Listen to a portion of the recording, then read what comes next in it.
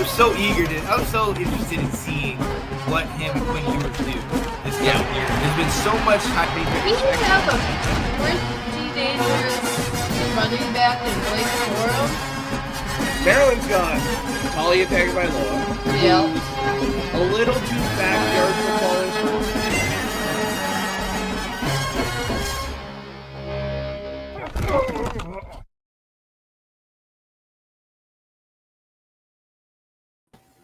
What is going on, ladies and gentlemen? It is your boy, Sean Spencer, and I'm here with these two amazing people. You see who it is?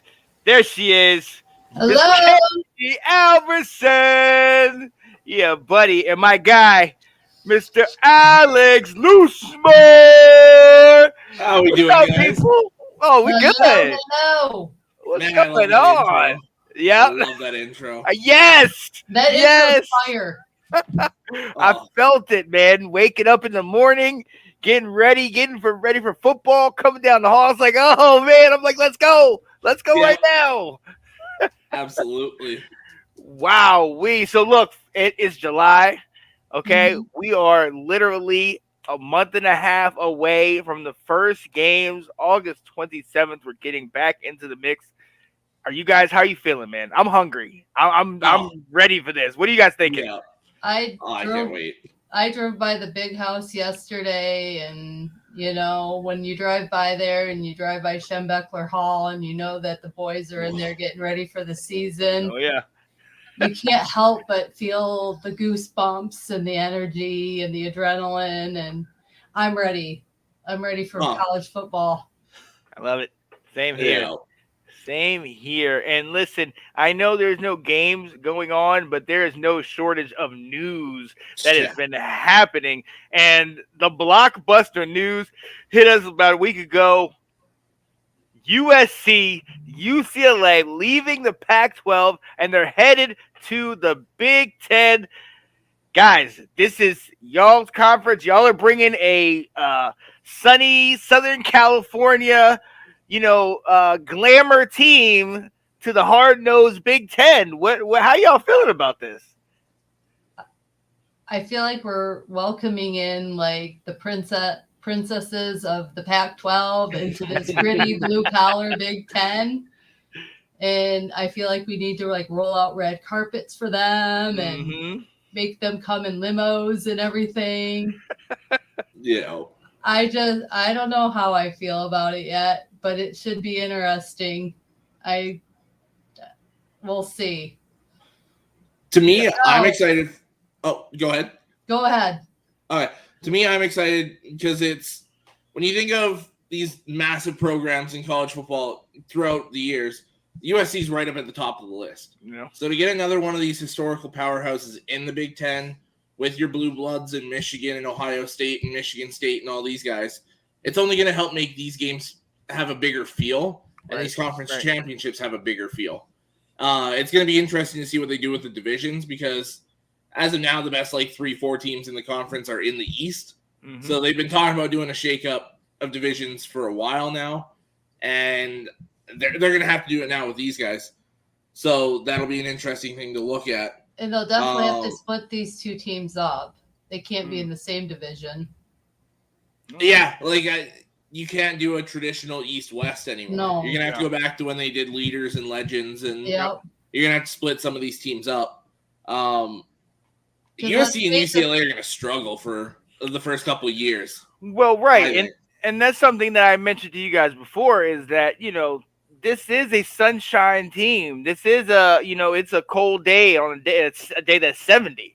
You know what I mean? Yeah. And when it comes to November, December, and they come into the big house or, into Michigan State or Penn State or some of these places, it's going to be more than just a whiteout like at Penn State and the fans. Yeah. It's going to be white out all over. Can they handle that type of stuff? It'll be interesting to see because I've attended the big house during a cold football game, and it's not fun as a fan. I can only imagine what it's like as a player. And conditioning your body for those temperatures is something that the Big Ten players are already used to. Mm-hmm. Yeah. Conditioning to play in the elements. the rain, the snow, whatever comes, because we can have 4 seasons in one day in the state of Michigan. So, I'll be curious as to how they'll react and what they'll do. And I think it's going to be brutal for them at first, to be honest with you, because they're not going to know how to pass the ball when there's snow falling from the sky and rain falling, and they're used to their sunny palm trees and everything else. So playing in those conditions, you have to be able to adjust your game and adjust the way you play, and running short downs and running the ball versus passing the ball because the ball's slippery. So it's going to be interesting to see what they do and how they react. Oh, yeah. Well, and I think it's going to be the interesting part is going to be the fans, especially for USC, I believe, are going to come in and thinking they're going to hang right away with the big dogs of the Big Ten. Mm-hmm. I expect them to lose a couple of these games to that second and third tier in the Big Ten in the first couple of years. Your Maryland, your Rutgers, they're going to lose some of those games to these guys in the cold because they're not going to be ready for it. Yeah. And they're not going to be ready for smash mouth football. Yeah. No. So I think give them a few years and they'll be okay. But the first couple of years are going to be rough for both of them, I think. Mm-hmm. And I've heard little things where they're going to talk about how to put their games if they come this way earlier in the season versus later in the season, so that they aren't playing more in the elements as much. They have more home games at the end of the season. I'm like, we don't do that here. You got to play and you got to be fair and even, and you're going to have to come in the elements and you're going to have to prove yourself. Yeah. Yeah. Well, the thing is, we don't start conference play till like week 4 or 5, so you're already into late September, early October at that point. So you're gonna never know what's gonna happen out here. Yeah. Well, and the other part of it, outside of the elements, it's the style of play. You know, the Pac-12 is used to airing it out, throwing it all over the place, having these glamour receivers, that type of stuff. The Big Ten, due to maybe the elements or just the nature of it, is black and blue, hard-nosed, good defense, hard-nosed running game, right down your throat, that type of thing. And, you know, it shows in some of these, in the bowl games, when the Big Ten will come up against them, and they're just running it down their throat consistently. Right. So I think that's going to definitely rear its ugly head, especially once it gets cold. You know, you're not going to want to be hitting these guys, these battering rams, over and over. You're not going to be able to wrap up anymore. You know what I mean? That's what I played in the cold. It's one of those where you give them a good bump. I hope you go down. If not, I'm sorry. I'm too cold to get you. You know what I mean? So it's going to be interesting, man. It definitely is. But look, with that, and you have these teams moving over and adding to these conferences. You've seen it happening in the SEC with Texas and Oklahoma. Now you have this. There's another bunch of teams we're going to talk about in a little bit. I mean, are we on the road to 2 big power conferences? Alex, like I'm going to come to you. Like, is this inevitable? Just these 2 big power conferences, AFC, NFC, like that type of thing? That's exactly what we're going towards, because the same day that USC and UCLA got confirmed, there was already talks of Oregon and Washington going, and then there was talks of the SEC diving back into the Big 12, looking at Oklahoma State and Baylor and some of these teams. And then I'll leave the other part for later about the SEC. And even then, we're going to slowly get to like 3 conferences and then 2, because that earlier this week or like late last week, there was news of the Pac-12 and the ACC talking about doing a combined conference championship game played in Vegas. Oh, wow. So because they're both going to start losing teams left and right, so they might not even have enough teams for their own conference championships. Right. So they're even saying, hey, let's kind of band together here and try and hold our own as long as we can. Ooh. Oh my goodness, Kate. And I mean, is that good for the game? Like, do we want it to be these 2 major conferences? You're on one side, north to south, left to right. Like, what? Like, how do you feel about it? I feel it's inevitable. Yeah. You can see it as these conferences are going to start shrinking in numbers with the amount of teams they're going to have left. When I mean, right now the Big Ten people are saying they want to get UNC and Duke in our conference right now. And I'm thinking, what will be left of the ACC? What's going to be left of the Pac-12 if Oregon and Washington then join us, or you see other teams joining the SEC? Is it going to be like that's? But I feel bad for the smaller conferences like the Big East, and there's other smaller conferences in Division I where I'm just like, then it's going to be harder for them with recruiting and with everything else. And what happens to them? Like, are we eliminating this certain number of cons? They just moving down to 1AA or D2? Like, where do these go? That's kind of what I can't wrap my head around. I get it. I get the numbers. Big Ten, SEC, they're 60% or the two power conferences in college football and they've shown it on the field. I get that, but I mean, college football is the underdog. It's the no name. It's the little brother shocking. You guys. It's forgive me, but Appalachian State coming to the Big House. It's your UCF coming out and showing, because they've had amazing this last year. Cincinnati, right? That's what it is. At least for me, that's college football. So if we're trying to eliminate that and just make it all the top tier pro teams, like, what are we really doing? It frustrates me to think about it. I understand where it's going.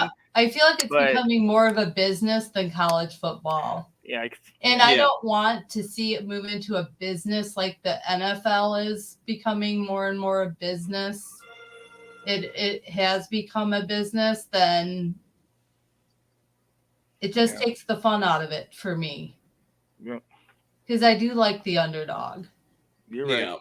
So I think what's really going to happen with this is the rest of the Power 5 conferences are going to try and hold on as long as we can. We already saw it with the Big 12 where they're picking up Cincinnati, UCF, Houston, all these teams. So they're going to start pulling from those group of 5 conferences. So you're going to see your American Conference probably disappear. You're going to see Mountain West probably eventually disappear. Mm-hmm. Like your Sun Belt's probably going to disappear eventually. Mm-hmm. Like all these smaller conferences are going to get sucked up into those Power 5. And the good teams from that are going to get sucked up into the Big Ten and SEC. So you're essentially where we already have Division I, Division II, and Division III. It's almost going to be that the rest of the Power 5 conferences outside the Big Ten and SEC are going to be your Division II. Then Division II is going to become Division III, and Division III is going to become Division IV. Wow. That's probably what's going to end up happening. It's unfortunate because I agree. I love watching. I love watching every Saturday because there's always an upset every week. Exactly. Right. Exactly. So, and then you look at the bowl season and how you're going to divide up the bowl games then, because if you have all these power conferences, you're not going to have the conference champion of this and the conference champion of that playing each other in like a Rose Bowl or, so it'll shake up the college football playoffs and the championship. And like for me, living in Michigan and living near like the MAC schools, does the MAC then become Division II when it's just a small Division I? Right. They probably and will. How do they weigh their competition against where the landscape of college football is going right now? Yeah. It's just it'll be interesting to watch. And I think in the next 5 years, we're going to see a lot of dramatic changes. I agree. Absolutely. I think with the bowls, what's probably going to happen is your top bowls are probably going to go with the top teams, and all those bowls that nobody really watches are going to become those bowls for those lower tier teams. Yeah. And you're going to start doing a bigger playoff. You're probably going to do a conference playoff into a national playoff, and your bowl games will be used in that. That's my guess is how it'll go. I fear it's going to be March Madness. It will be. I think that's what we're getting to. I think that's kind of where we're heading to, and it's kind of I don't like it. I don't. I like the individualized bowls. I'm one of the very few that just like, bowl season, Christmas, this game. I can watch this game. But it's because I know that as soon as all this is over, college football is done until next year. So I try to grab as many of those as I possibly can. TV's always on watching those bowl games. Oh yeah. I absolutely love it. And so you guys had alluded to it earlier. ACC also showing interest in the SEC with UNC, FSU, Clemson, Virginia, and Miami. I know was in that mix, but Alex, you were talking about Miami. SEC might not want Miami. Yeah, so I saw this thing earlier this week too, and it was the SEC is kind of worried about Miami from the reports I saw, based on the fact that when Miami's at its peak, the fans are there. It's wild. It's crazy. It's an awesome atmosphere. Yeah. But we've seen it in the past few years when Miami's kind of at its low point. There's a lot of those fans that kind of hide in the shadows. Yeah. So the SEC is worried about getting Miami, and if they can't compete in the SEC, then televised SEC games in Miami, there's going to be more, say, Alabama fans and Miami fans, and they don't want that. So SEC is kind of sitting back with Miami, just saying, "Well, we'll see if we can get the other teams we want first, and if not, we'll kind of grab you after." Yeah. It's going to be very interesting to see because as Kate, as you had mentioned earlier, UNC and Duke were also entertaining the Big Ten. So yeah. Ooh. So, which that'll be. I would very gladly welcome UNC and Duke into the Big Ten. I would love to play Michigan. I mean, I would love to play Michigan, Michigan State, Illinois. Who else would be in the national championship in basketball? Oh, don't you dare. Let's go! Oh, he has brought the smoke and the heat already. Hold up. It's not even done yet. Let's go! Tar Heels! You already know what it is. Yeah, buddy. That's Tar Heel good. Nation. You can have the hardwood. We'll own the gridiron. There you go. We'll I'll take it. Turf. I will take it. But yeah, so but I mean 69-0 or something. Oh my goodness gracious. We don't want to play y'all in football, all right? We're not ready for that yet. But yeah, so but Kate, like what you have these two teams. Like how would you feel about them potentially moving to the ACC like Maryland did? Maryland left the ACC and went to the Big Ten. So how would you feel about it? More, I guess we're at the stage of more the merrier. Bring it on. They want us to get the Big Ten to at least 18 teams. Yeah. So we'll welcome the Tobacco Road. We'll welcome you with open arms. I do agree that FCU, Clemson, and Virginia would be better served in the SEC. Yeah. Just of where they're at in the country and their style of play and everything else. So I think those three teams would look really good and interesting in the SEC. We'll see if Clemson bounces back this football season and becomes that predominant team again. Yeah. And Dabu Sweeney's got the boys back in the top 5 like they usually are used to. So, and without Brent Venables, he's at OU and the offensive coordinator too. Yeah. But it'd be interesting to see like Clemson battling with like Georgia and Alabama on the football field because those are 3 of the top teams usually vying for the national championship at the end of the season. So it could be an interesting shake up to the SEC championship game. Now, let me ask you this, and then we'll get off this topic and we'll move on. What does this say, though, for the teams on the other end of the spectrum in the SEC or the Big Tens? And I mean the Vanderbilts, the Missouris,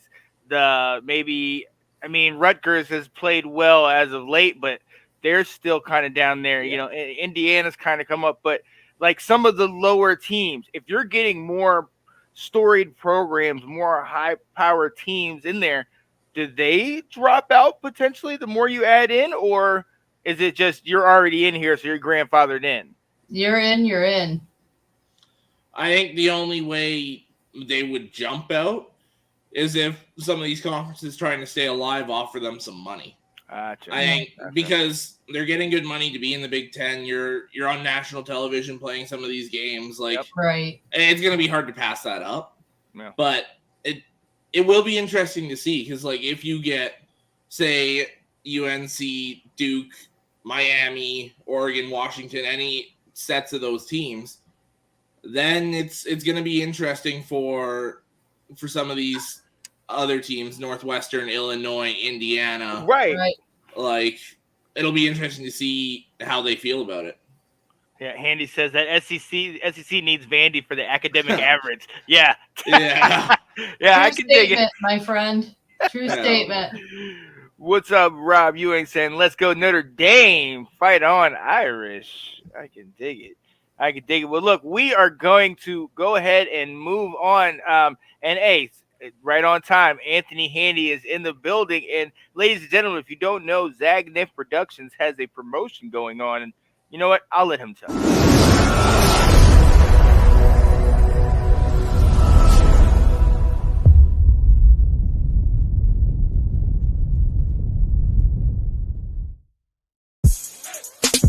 Zagnif Productions, in association with Zagnif Apparel, gives you the opportunity to win free athletic gear. And here's how you do it. Visit the Zagnif Apparel Design Shop at Etsy.com. Purchase any piece of apparel that will automatically qualify you for the August 7th drawing for free apparel. Each purchase counts as one entry. No limit on the number of entries allowed. At least one lucky winner will win one free outfit. That's right, one free top, one free bottom. Note, the embroidered bomber jackets will not be regarded as prizes for this sweepstakes. July 30th is the last day to enter. So get to the Zagnif Apparel Design Shop at Etsy.com today for your chance to win free athletic gear, courtesy of Zagnif Apparel. In conjunction with Zagnif Productions, LLC.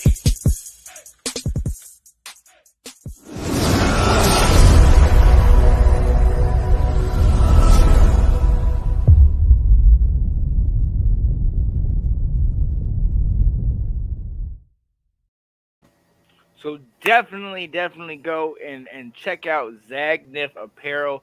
Get some of that stuff and get into the drawing for the free athletic apparel that he is definitely giving away. Definitely good stuff. Shout out to him, the host of the partner show to this one, This Week in SEC, where they cover everything in the growing SEC and break down this coming season. My guy, Mr. Anthony Handy, a.k.a. Mr. Fingers, and another one of our guys, Mr. Colin Passow, a brother from another. They break down everything that is SEC. Come on Monday night and Thursday night as well. And we'll definitely get them on here as the season gets closer.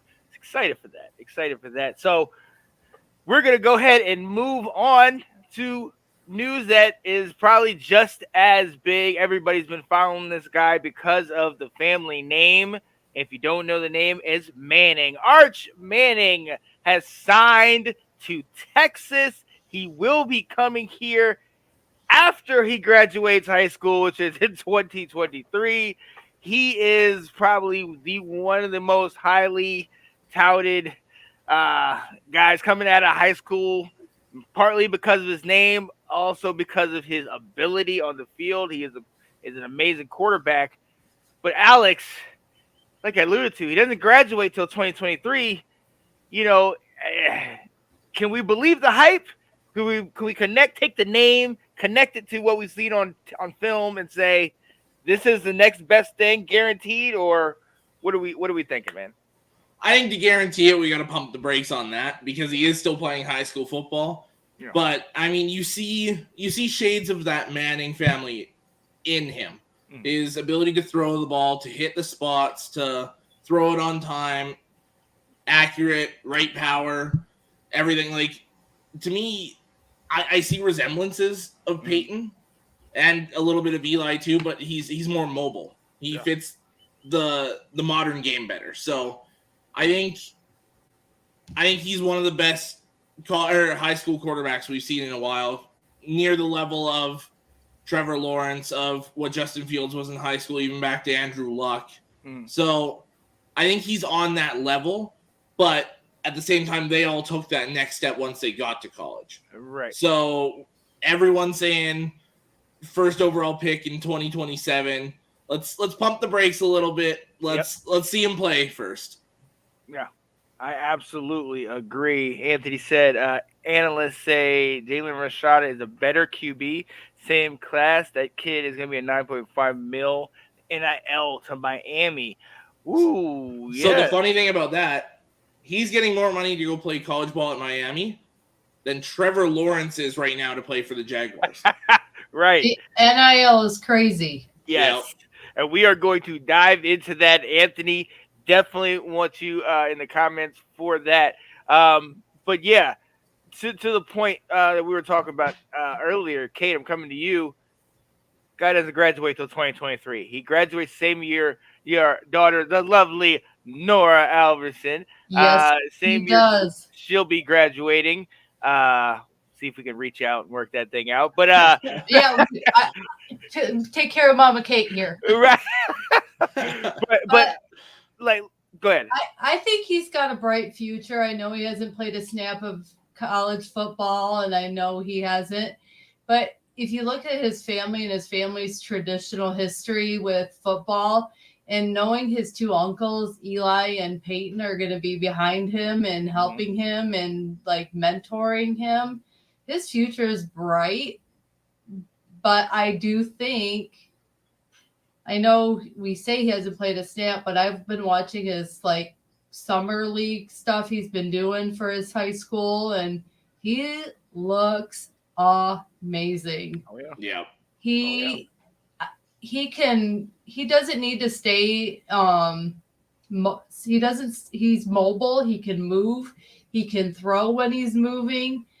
I haven't seen a college quarterback look this good in a while. Mm-hmm. In a long while. I mean, he's agile, he is poised. He's got a maturity to him that most college or high school quarterbacks don't have. And I think that attributes a lot to what his uncles are teaching him. Mm-hmm. And I think I do see a lot of shades, like Alex said, of Peyton. Yeah. And I loved Peyton Manning. Yeah, me too. He would, I mean, if it wasn't Tom, it was Peyton for me. So I just see greatness coming. I mean, I've never seen such an accurate thrower.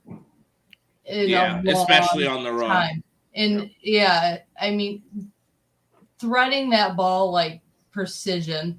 So Texas got, I feel, the best player in the 2023 recruiting class. And I think they're going to go far.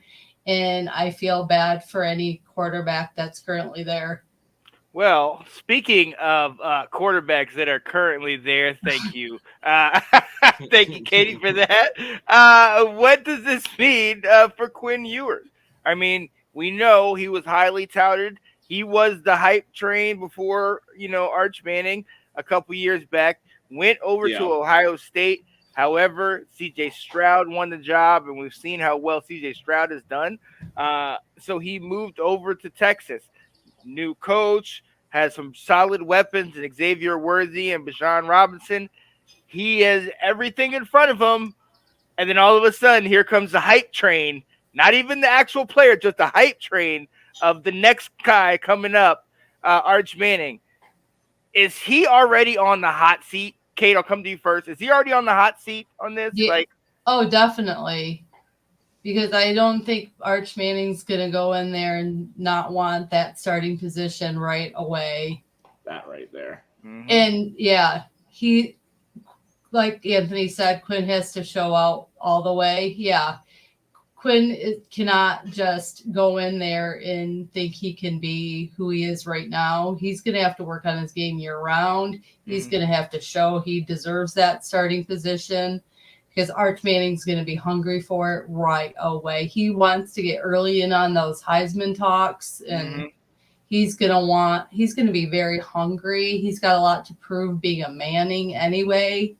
Yeah. So, and to get into the draft class and be that number one pick that everyone's going to want him to be. So it's going to be a gridiron fight from the very beginning. Oh yeah. Alex, is this going to be like an Oklahoma situation last year with Spencer Rattler, where he's looking over his shoulder every second, then Caleb Williams comes in and takes over? Like, is it going to be that close once he gets on campus? Yeah, so in a way, right from the start, it's going to be, because there's going to be people, if he misses a pass in fall camp here, that says, hey, Arch is coming next year, you better step it up. Yeah. So the good thing for Quinn is he's got a full year to show he's the guy. Yeah. So if he balls out this year and has an unreal year and Texas does well, then he's going to have a head start. He's kind of laying that foundation already. So if he balls out, then he'll have that lead. If he starts to kind of, like we've said, he's got to show out the entire year. Because if he starts to slip up, then it's going to be a competition coming right into spring camp next year, and who knows from there. Yeah. The interesting thing to point out with Quinn is he used his one immediate transfer. So if he doesn't like the way things are going and he transfers, he has to sit out that year again. So already wasted his freshman year. Mm-hmm. So he's coming into a sophomore. If he doesn't like the way things are going, he has to sit out this year, and he starts finally his junior year somewhere. Yeah. I mean, more talking about than Oklahoma too. I mean, we have that going on at Michigan right now between Cade McNamara and JJ McCarthy, because everyone's got Cade already getting axed halfway through the season, basically. Mm-hmm.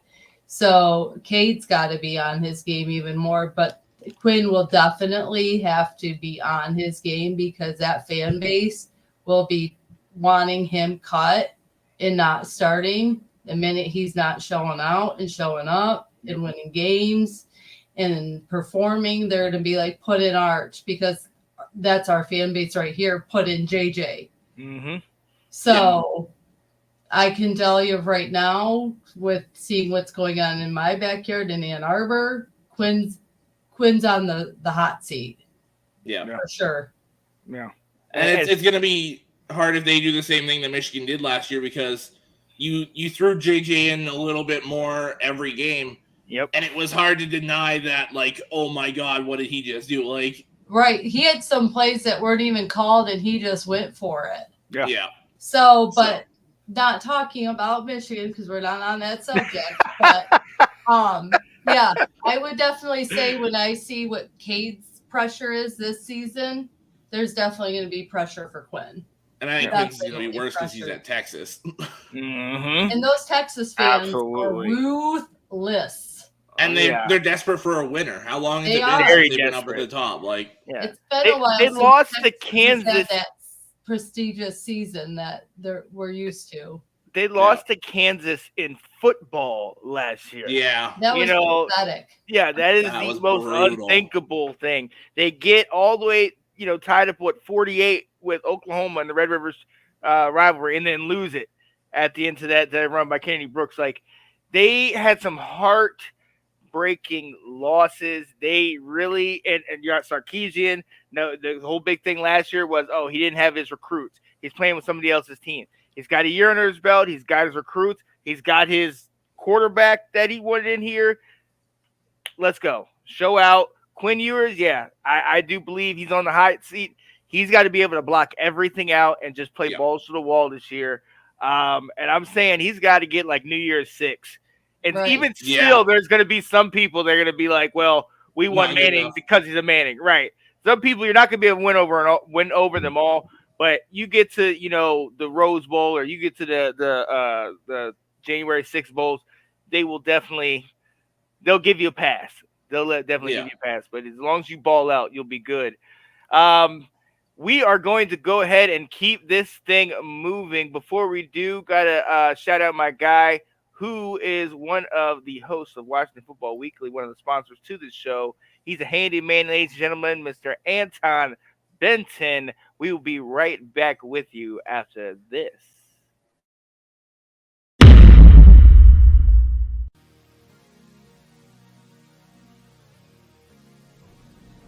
Hey there, ladies and gents. Your local handyman, Anton Benton, here to help you with your problems. I'm here right now on the job site, taking out whole kitchen cabinets.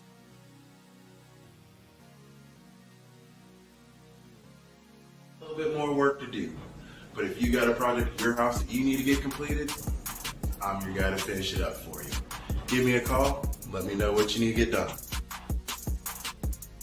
About your new company, man. Shout out to your new company. Go ahead and tell the world about your new company real quick. Oh, boy. So, marketing Anton Benton Pros. Yes. Doing everything from plumbing to electrical to making huge decks to doing closets. Yes. Doing it all. Doing it all. That's what's up, man. I'm super happy Thank for you guys. Thank you.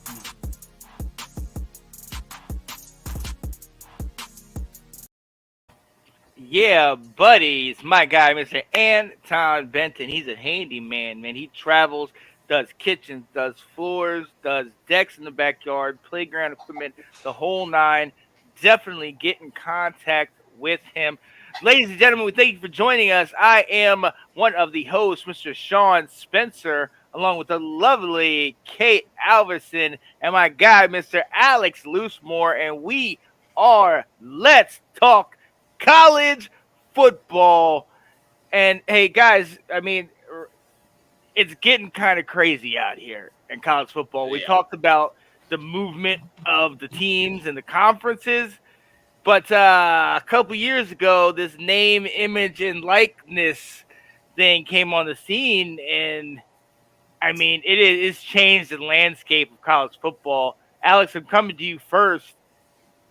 I mean, where are we? You know what I mean? Like, we're all over the place, depending which school you look at. You've got Ohio State with their head coach going to boosters and saying, hey, we need $13 million a year to field the team we have now. You've got, like we said, Jalen Rashada signing a $9.5 million NIL deal, getting more this year than the number one overall pick in last year's NFL draft. Yeah. Like, we've got certain kids that are looking at it like, I can't remember his first name, but Moore, he just committed to Oregon. He was the number Dante Moore. Dante Moore, Yeah, we lost him because of it. He completely ignored NIL meetings prior to signing.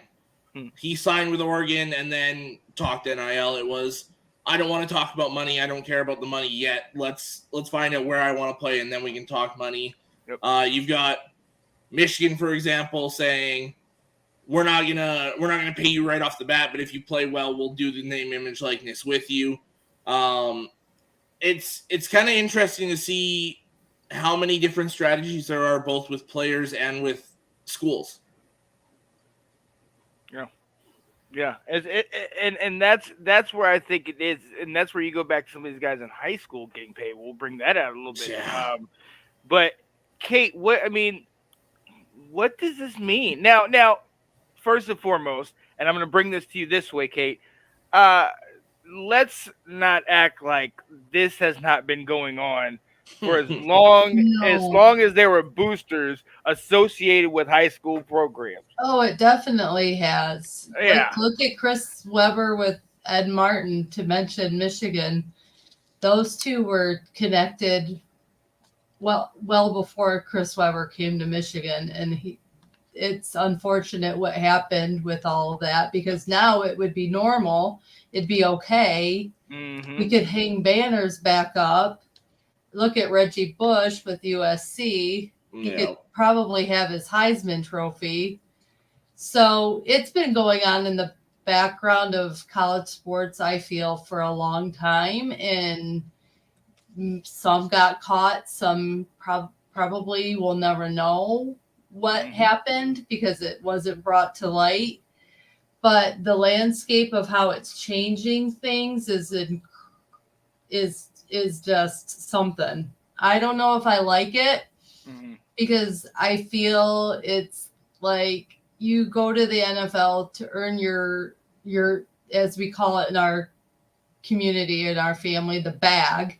Mm-hmm. Yeah. And getting the bag this early, what are you teaching these young men about hard work, dedication, playing to get your spot in the draft and get your spot on those football teams at the next level. So, and it's sad that, like Michigan, Harbaugh's like, I want my players to come to our school because of our reputation, because of our program, because of our team, because we're Michigan, not because we're going to give you $10 million, a Ferrari, and a mansion to come play for me. Mm-hmm. Yeah. We want you to come based on that you want to be at Ann Arbor, you want to be at the big house playing football, not because of all those. Yeah. And anyway, and then you look at these $9.5 million deals, and that this college player is going to be making what, like Anthony said, Nick Saban. And I'm like, how is that fair to Nick Saban? How is that fair to all of these people that put their blood, sweat, and tears into these programs to make these kids better? And these kids are just like, show me the money. Mm. It's going to show the character of a lot of these kids right off the bat. That's what it's going to do. Exactly. And then it's like the one and done. I'm leaving college basketball. I'm leaving this because my family needs the money. Well, the family's going to have the money well before he even gets to the NFL. And so I don't like it, because what happens if the kid gets all this money and then goes to play and has a season-ending injury or a career-ending injury, and they say if you try to go back on that field, you're never going to play again. And so there's so much tied to it that, maybe you come and you can get endorsements from the community, the boosters, you can get it from dealerships, because I know a few Michigan football players have dealerships sponsoring their seasons. But I think you got to earn it. No. Yeah. You're a high school player coming off your high school career. Right. What have you shown in college football to say you deserve that? Right. Absolutely. And they're getting paid. And look, and it was actually a great point that was made over on This Week in SEC with Anthony Handy and Colin when they were talking about this. And you have these guys getting X 9.5 in high school, getting that then it becomes, like you were saying, Kate, what is your motivation? It used to be your motivation in high school was to get to college, get to the best college, or at least get the best opportunity to get your talents on tape so that you could maybe get an opportunity to play in the pros, so then you can eventually get that bag, to get that contract. Then, there were some stories, if anybody see the 30 for 30 Pony Excess about the SMU team with Eric Dickerson and Craig James and all the money they were getting. There were some stories about people still getting money and then going to the pros. And some people said Eric Dickerson took a pay cut when he came to the NFL. You know what I mean? And players that were that good, I get that. But now you have these type of situations where and I've heard of high school players getting looked at and maybe getting a scholarship in 8th grade or some, that type of stuff. Yeah. But when you have this where they're getting signed, then, I don't know. And I asked them, I said, I don't know when exactly these kids are getting the money, but why do I even need to go play college ball now? Why do I need to do any of that? I don't know if and that's something I think we should dive into, is when does it take effect? Do you have to play your first game? How much you getting? Whatever. But if I'm handed a check for 9 point, we're good. I did what I had to do. I wonder if it's almost like game checks in the NFL. Maybe if it's over the year, you get 9.5 million, but you have to play all the games to get that 9.5 million. Maybe it's something like that. I haven't looked into it enough to know an exact answer, but to me, that's the one that makes the most sense. And then you're going to have players, though, what do I get guaranteed? Mm-hmm. Yeah. Then there's the guaranteed money that all these athletes want.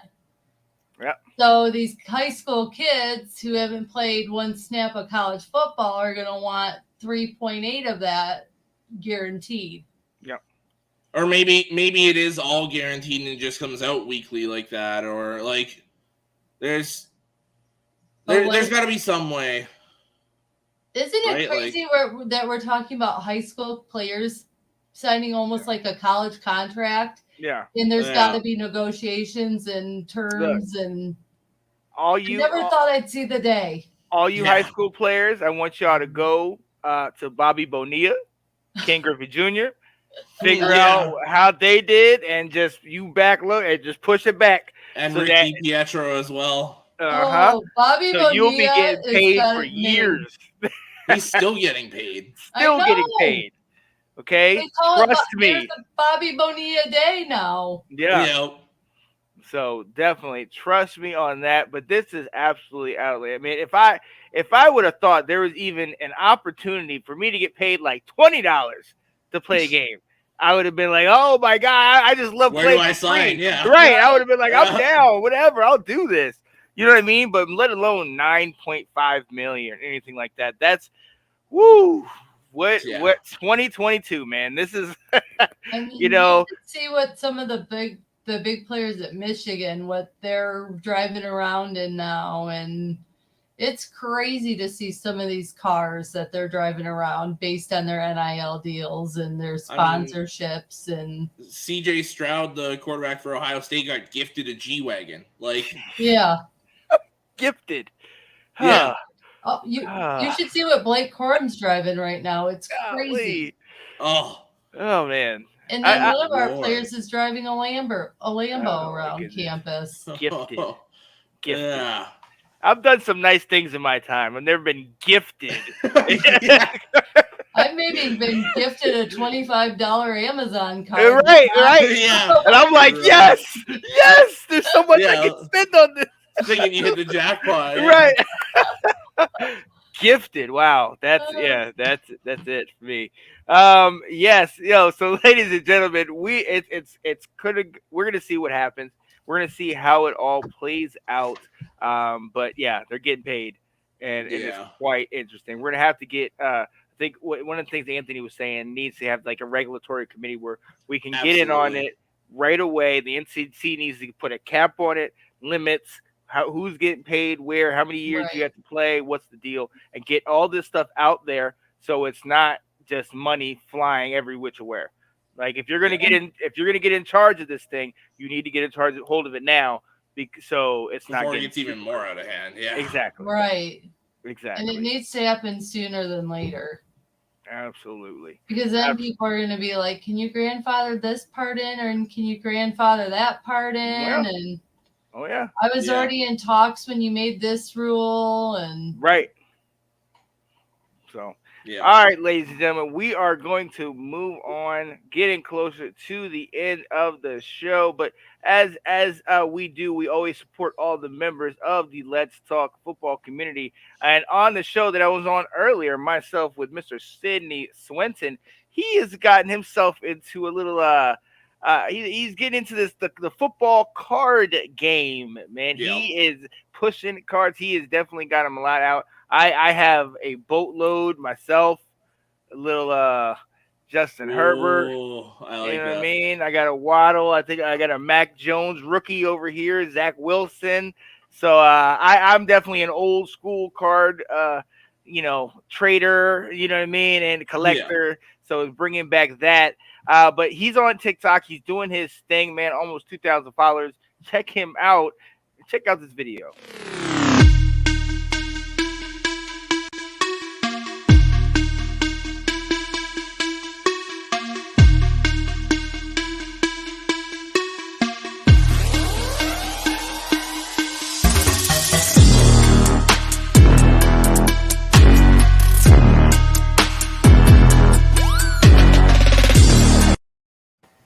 Yeah, buddy. So shout out to Sidney Swinton, and shout out to his lovely wife Ash for creating that. That had me hyped. I was like, oh snap,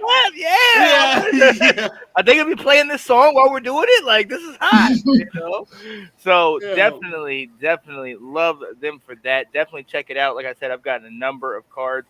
One of the first times I did it, I got a Jamar Chase rookie card. Oh, wow.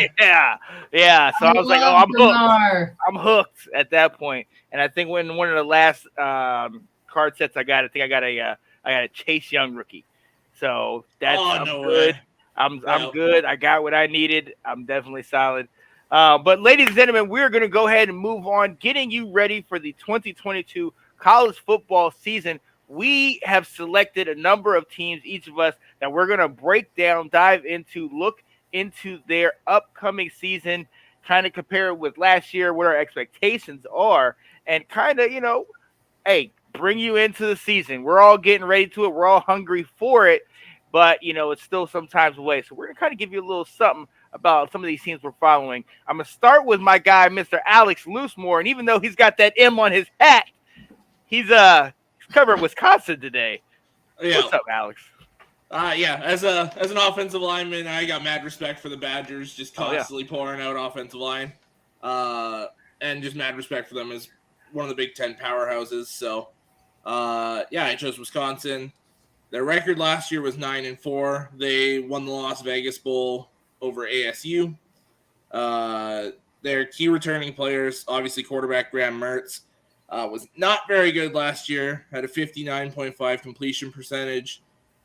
Threw for 1,958 yards, 10 touchdowns, and 11 interceptions.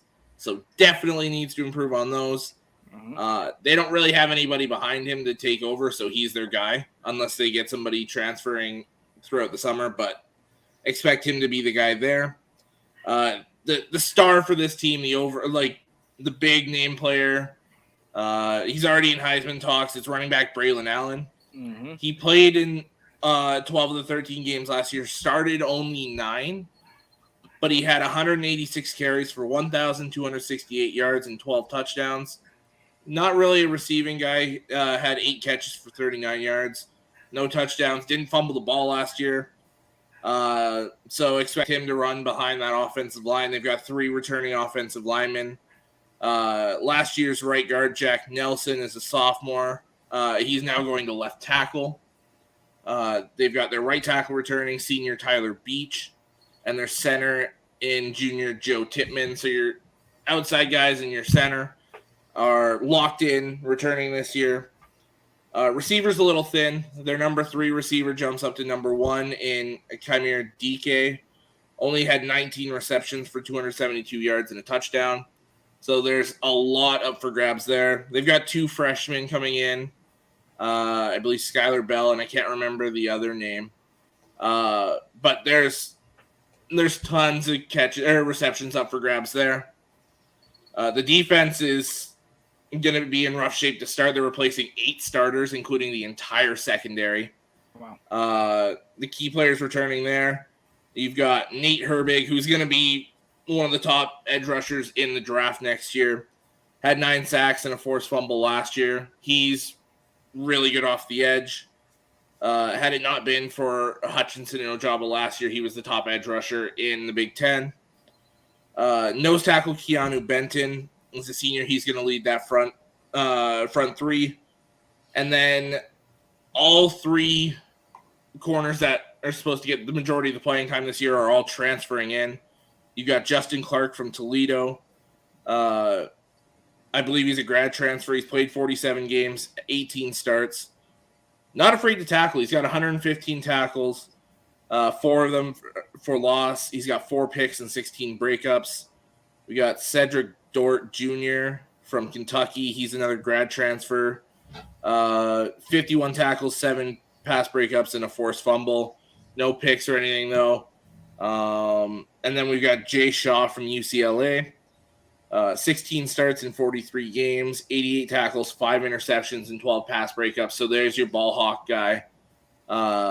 Your lockdown corner of sorts. The breakout guy for the safeties to me is Hunter Wohler. He was a 4-star recruit. He's kind of worked his way into the lineup. I think this is going to be his breakout year. This coaching staff is ridiculous. Head coach Paul Christ has been there 7 years. Oh, yeah. He's 65-23.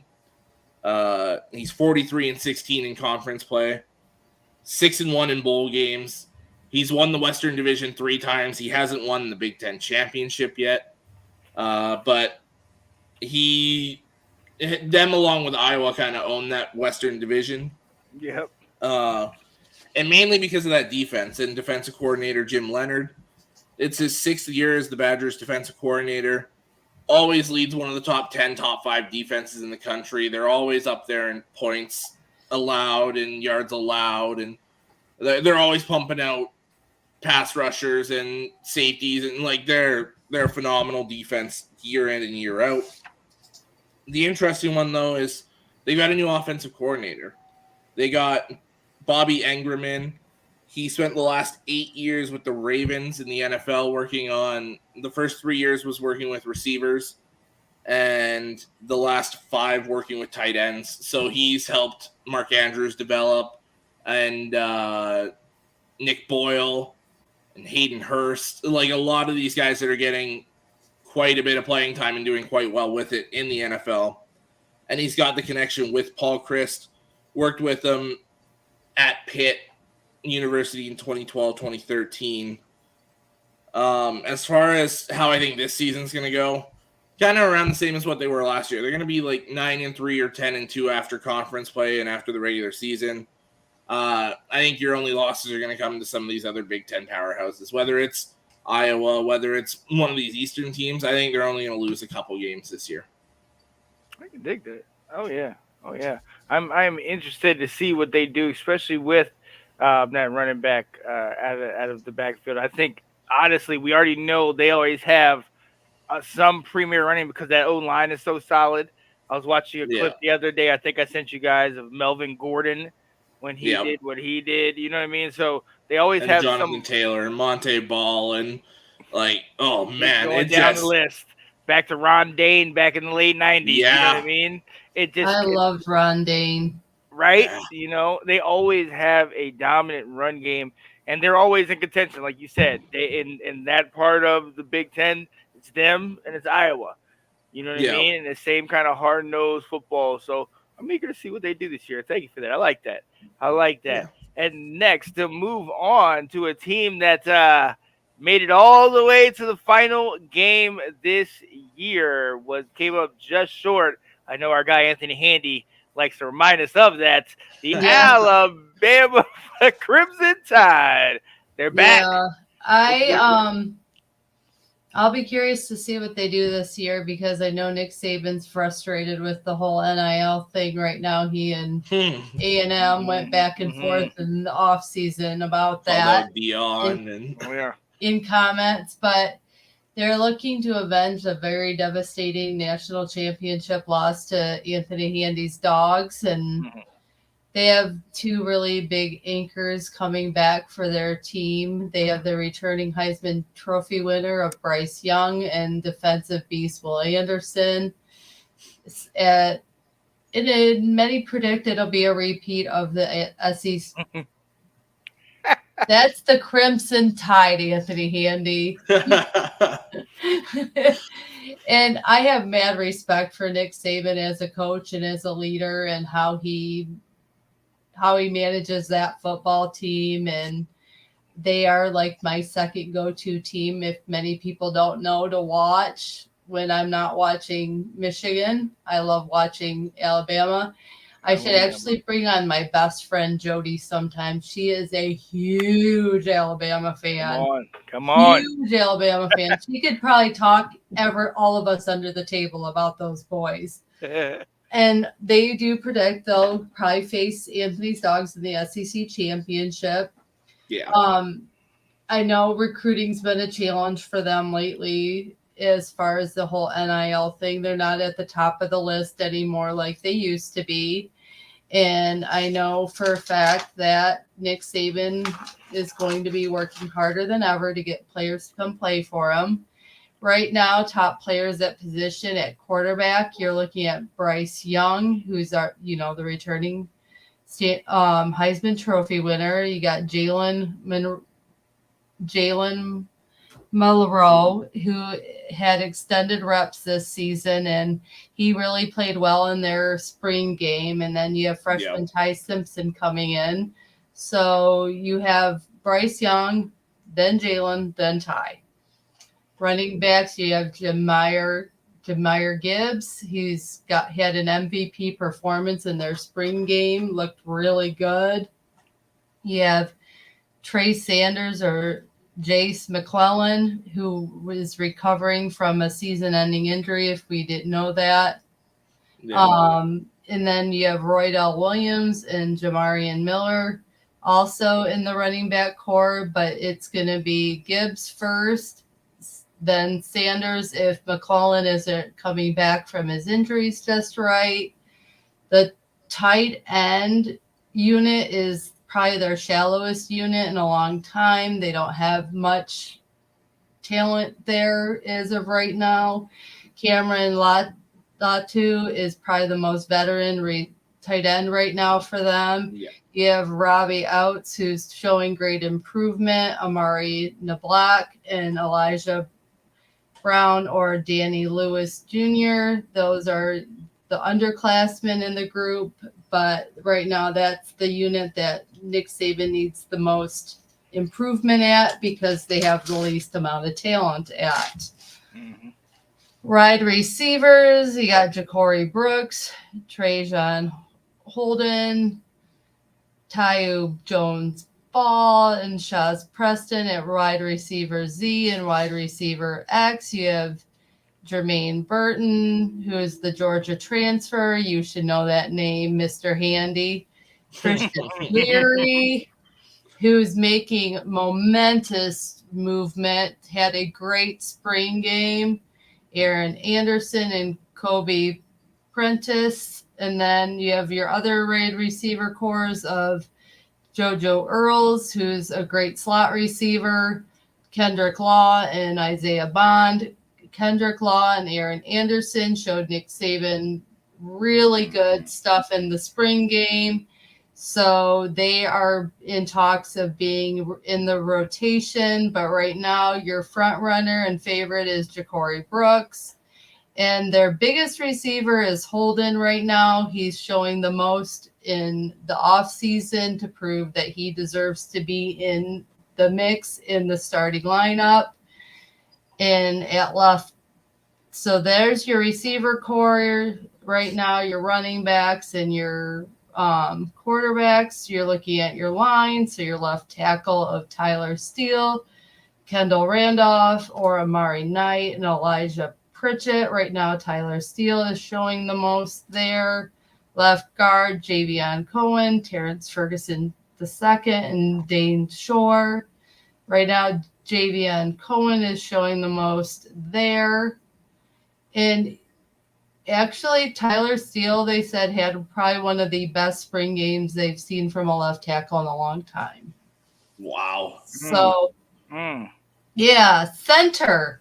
This is their biggest challenge right now online. They don't know who they want as their starting center at the moment. Saban is not impressed with with the three that he has. Ooh, so that's not good. There's going to be a challenge between Seth McLaughlin or Darian Delcourt or James Brockmeyer.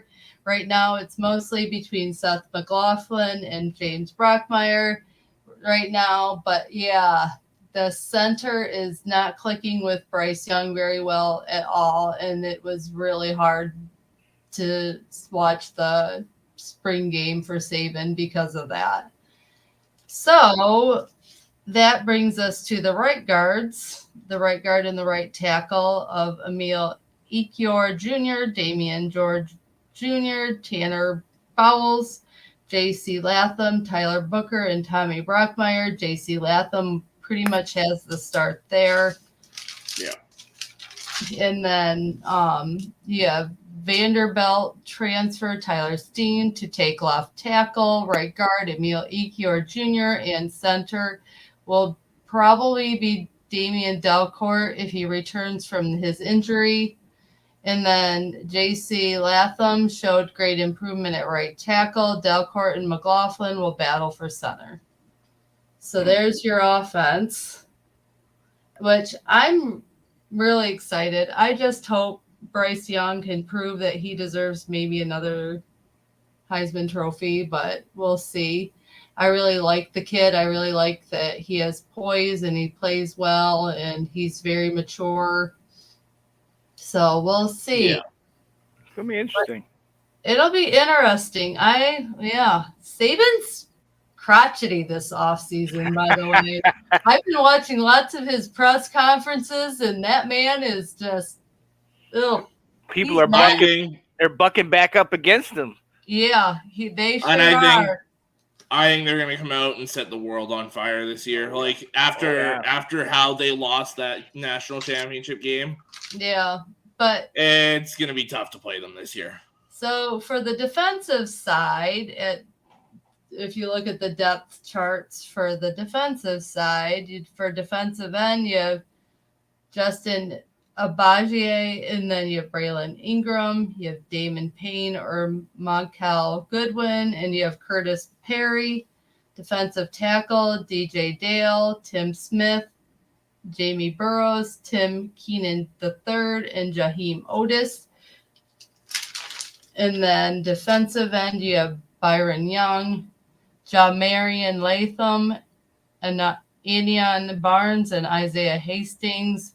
He returns 3 seniors, Dale Young and Aboje, who are likely starters. Tim Smith and Jamie Burrows will be the inside passing threat. They'll be offered a lot on third down options.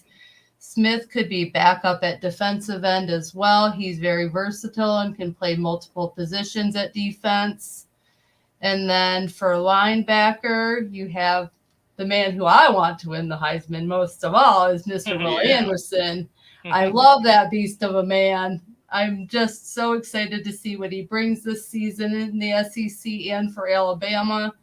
And then you have Chris Braswell also, who also will get lots of playing time, Keanu Cott, and then Henry Tototuos, and he looks solid in the spring game. Kendrick Blackshire and Shaheed Campbell also will be vying for those spots. They have a lot of good linebackers for Alabama. That's for dang sure. They're loaded. They have Jalen Moody, who's also a very good linebacker. Deontay Lawson, Ian Jackson, Sean Murphy. It will be between Moody and versus Lawson for that. And then for the Sam linebacker, you got Dallas Turner, who should be a starter. DeMoody Kennedy, Quandrius Robinson, and Jeremiah Alexander.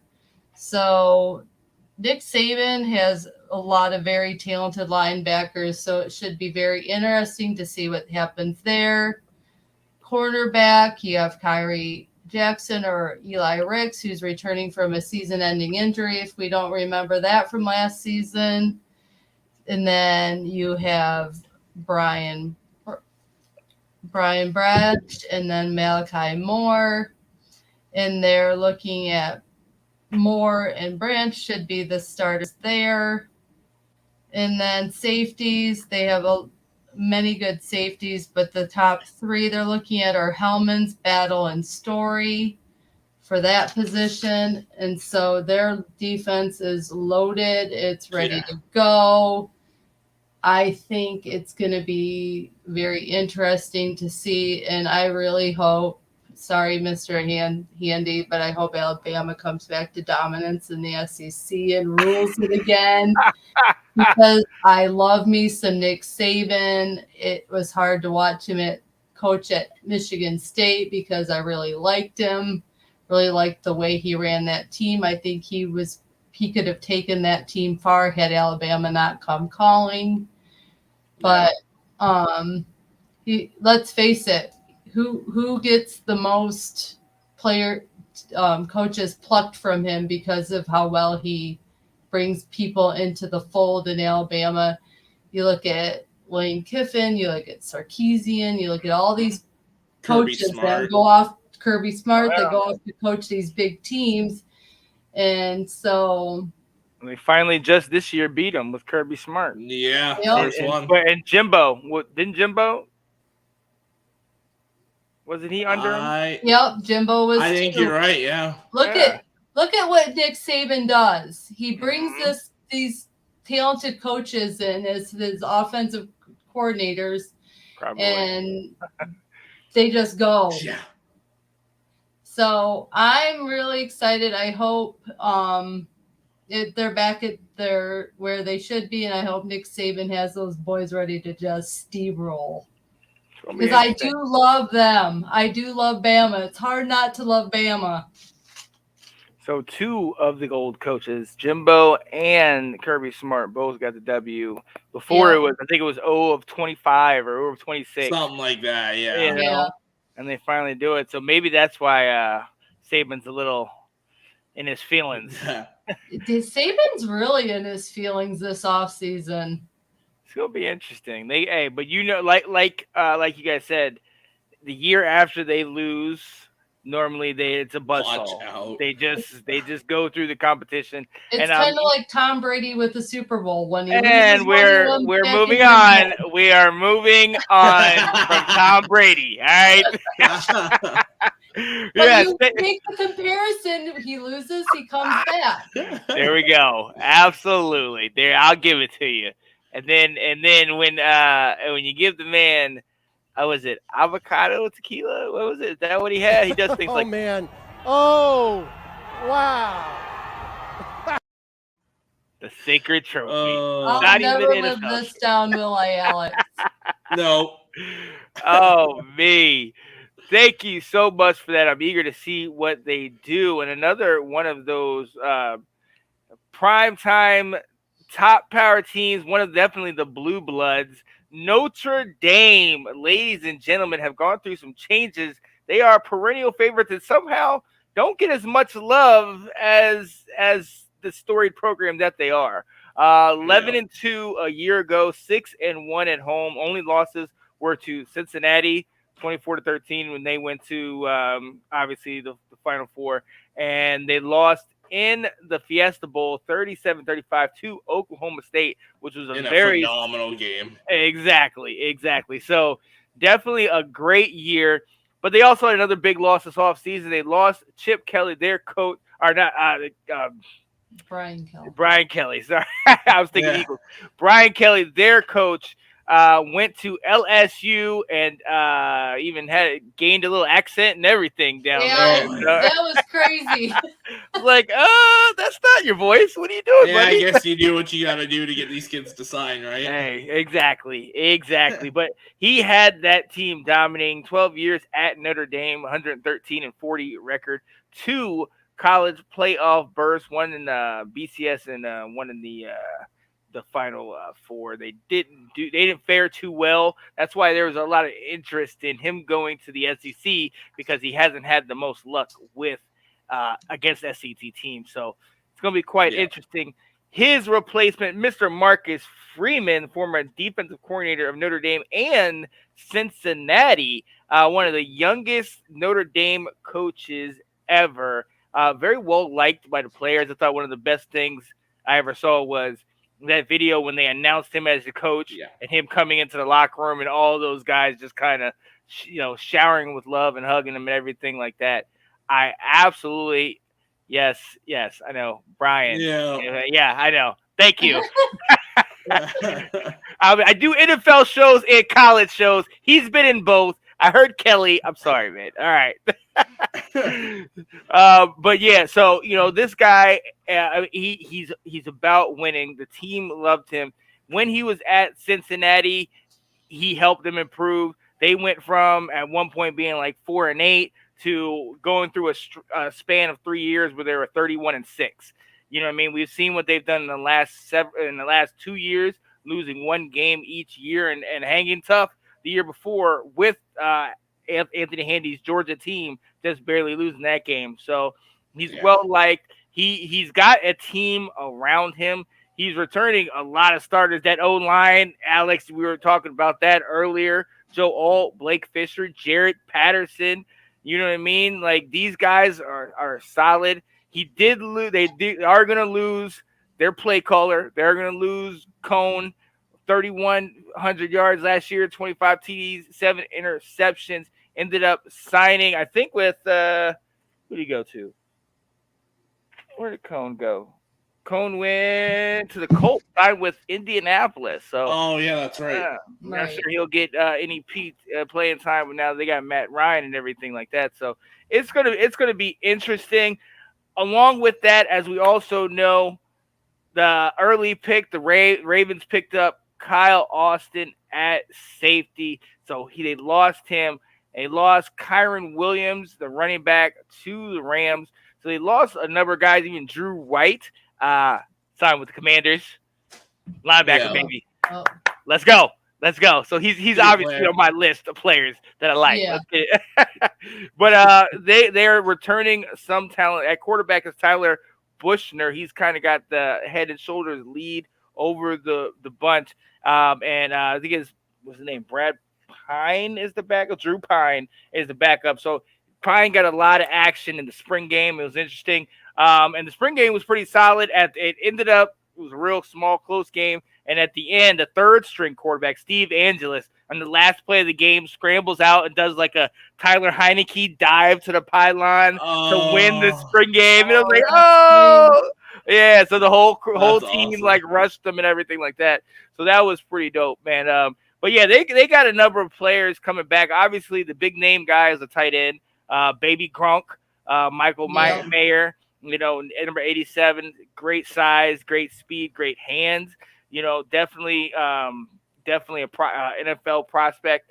You got Jaden Thomas and Braden Lindsey, both solid wide receivers that are definitely going to help things out. Jaden Dickey on the defense.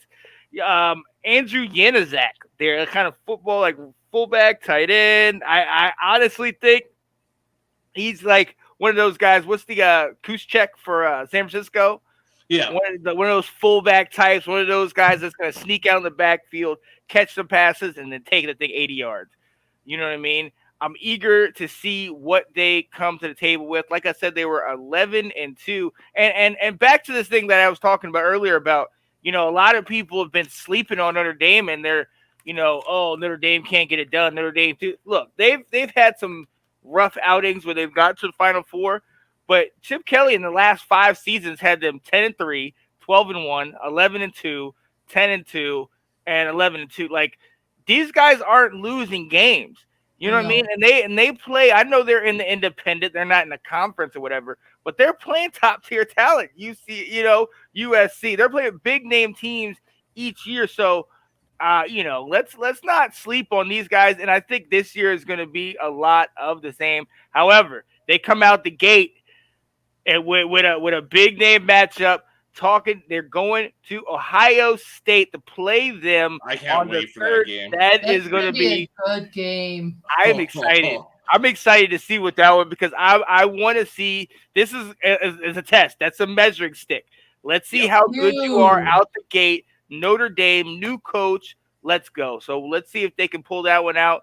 Then after that, they go up and play California. Think they can get that W. They play my Tar Heels on the 24th, 2 days before my birthday. Sorry. I know I'm doing a preview on you guys. You're taking the L, baby. Taking the L. Let's go. No, but we'll see. We'll see how that plays out. We lost our best, brightest piece. Go up against a BYU team that's been good in the last couple of years, but lost a couple pieces in the draft. Stanford, UNLV, Syracuse, Clemson. Honestly, I'm seeing them go about a 10-3. I think, honestly, it's going to be a little bit of transition, and coming out the gate, talking about going up against Ohio State. Oh, Marshall's in that mix as well. Going up against Marshall, who was no slouch last year. Ohio State wasn't.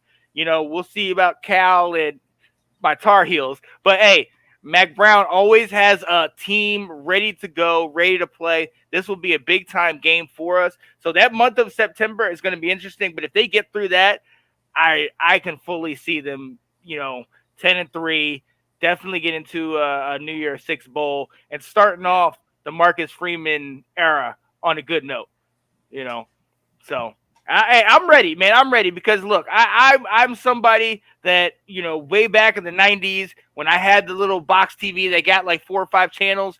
One of the channels I got on Saturday morning was Channel 4, NBC, Notre Dame. And that's, Tim Brown, Rocket Ishmael, all those guys, Jerome Bettis, Ricky Waters. That was that time when it was like, yes, I love Notre Dame. And I hate that, like, they've gotten such a bad rap over the years because obviously once they get to the, the big games, they seem to choke. But at the same time, I'm like, this is these are my guys, Nuke Rockney, Rudy, Lou Holt. Yeah. You know what I mean? So I've always been in love with Notre Dame. So I'm hoping they do something, they bring it back. And Marcus Freeman, I love what I'm hearing about him. So let's see if they could take it to the next level. It'll be curious to see if we do, talking about earlier topics, the conferences where Notre Dame will fall being an independent in those conferences. I'll be curious to see if they go Big Ten, they go SEC, they go where they go, because they're going to have to pick at some point. And see, that's the other thing, because in basketball, they're technically in the ACC. Yep. Because they play with us in basketball, but I'm wondering if they move maybe to the Big Ten, and especially if the ACC eventually does dissolve or goes into these other two conferences. I'm wondering just how that'll play out. It's going to be very interesting. Hey, I have a lot of Notre Dame fans in my family. Oh, yeah. I have a lot of family right at that Indiana-Michigan border. Oh, yeah. And one of my favorite uncles is a huge Notre Dame fan. I can dig it. So I have to hear about Notre Dame. Trust me. I love and I those have a old good matchups. Catholic family, so of course they like Notre Dame. Yeah. One of the movies that my mom got me when I was very young on VHS, that I still watch to this day, Rudy. Yeah, Rudy by Rudy movie. Rudiger. That movie just Such a did good something movie. to me. Yeah.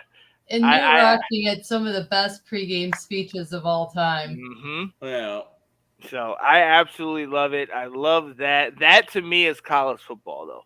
That was always so fun. NBC, Saturday morning, getting up, watching Notre Dame, watching all the different things in college football. I loved it. Every stadium. Oh, my God. Every single stadium, the way it's erected, all the mascots, the whole nine. That is college football.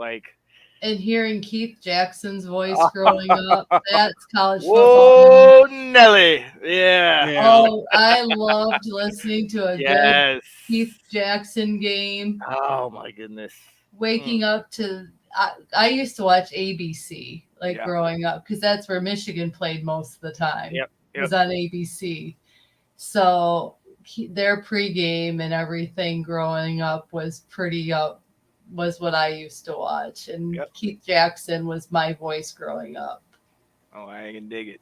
That's awesome. I can dig it. Man, oh my goodness. So ladies and gentlemen, hey, look, it's a lot of that. Look, we love this sport. We love college football. Cannot wait for it to come this season. I know these two Michiganders, these Michigan fans over here. I don't know where I'm pointing. You know where you guys at. All I know is I'm gonna go soon and get some tickets to go watch some games in the big house.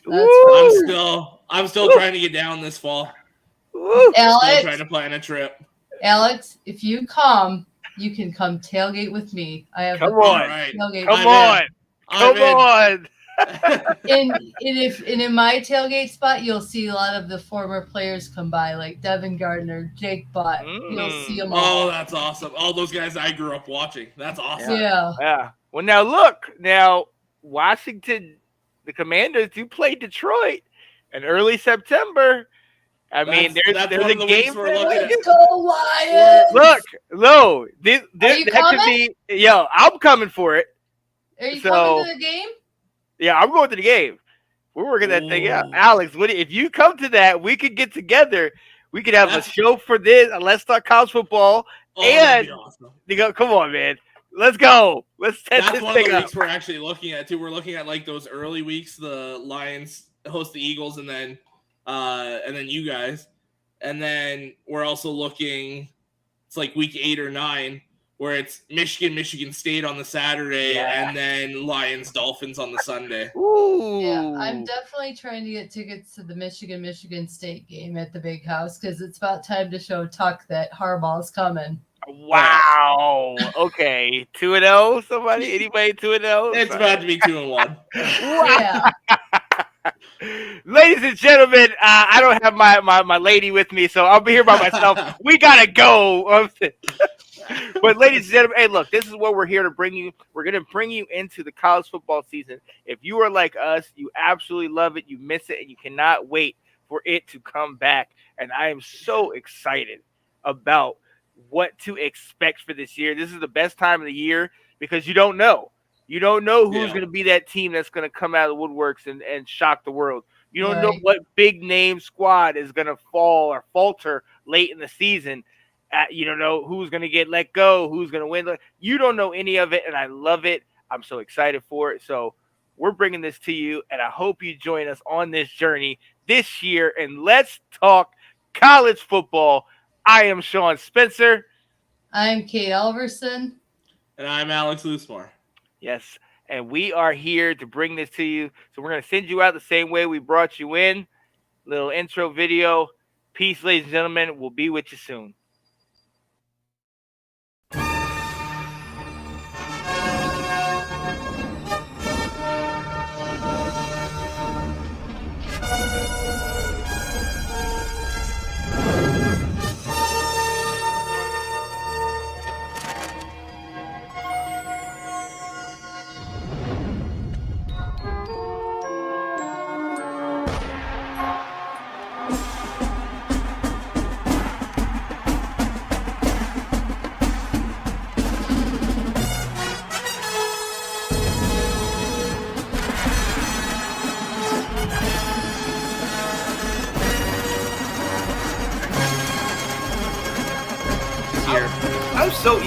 I was so interested in seeing what him and Quinn Ewers do this year. There's been so much hype. We have a pretty dangerous running back in Blake Corum. Maryland's got Talia Tagovailoa. Yeah. A little too backyard